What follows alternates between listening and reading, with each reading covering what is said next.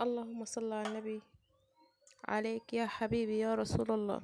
السلام عليكم ورحمة الله وبركاته حبايب قلب. النهاردة هنعمل صينية لحمة بالخضار، تحفة جدا. لو عندك فراخ مسلوقة برضك ممكن تعملي الخلطة دي وتحطها فيها. لو عيالك عاصين عليها ممكن تحط برضك الفراخ فيه. اللحمة برضك عندك برضك ممكن تعملي الخلطة دي وتحطيها، وولادك هيحبوها جدا ويقولك على طول اعمليها يا ماما، ومش هتندموا والله. طعمها والله جميل جدا جدا ولا ريحتها. يلا بينا نشوف احنا عملناها ازاي. غسلت اللحمه وصفتها وحطيتها على البوتاجاز اهيت قدامكم. حطيت فلفل اسمر، حبهان، بصله، طماطمايه، وحطيت ودي طماطم، فلفل، بصل، وحطيت ميه سخنه على اللحمه. ما تحطش ميه ساقعه عليها عشان تساعد في السوا على طول. ونغطي. حطيت مكعب مرقه طبعا، وطبعا هحط طاسه على البوتاجاز وشويه زيت فيها.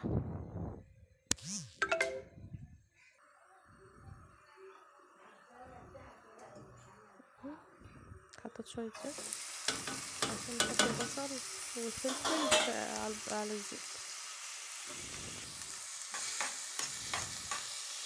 ونقلب كويس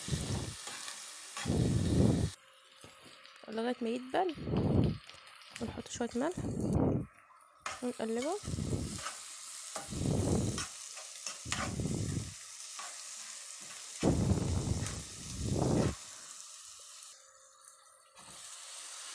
بعد كده هنحط الطماطم ونقلبهم مع بعض.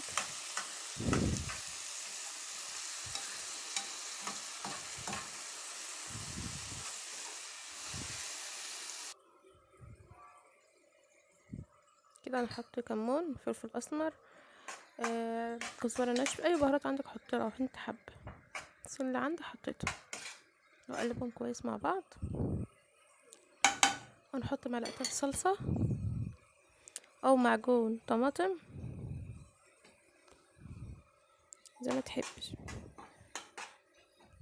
هنقلبهم كويس، وهنحط 3 مغارف شوربه على الخلط على الخضار.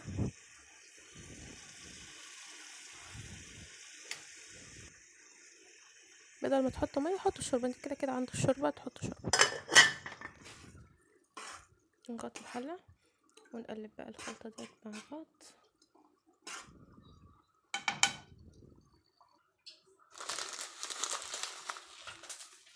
ونجيب الحله بقى نحط الشعريه. انا حطيت زيت في الحله،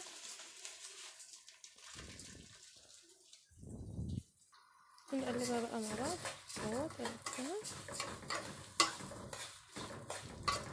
ما تحرقهاش، خليها صفرا كده بس الحله.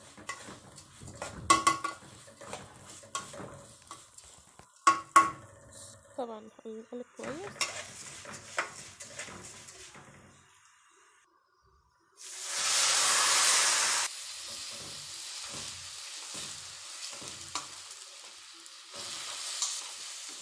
نقلبها كويس اهو، ونحط عفوا ونحط الميه حطيناها،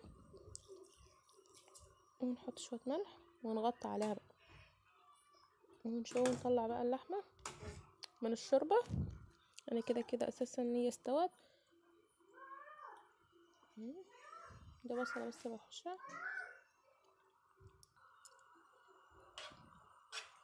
حطيتها اهوت. اقلبها بقى.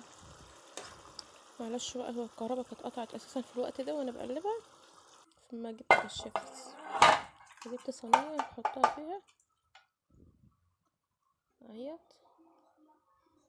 هي الكهرباء اساسا قرفان اهوت. رز بشعريه، شوربه، لحمه، بس تحفه، يا ريت تجربوها مش هتندموا والله.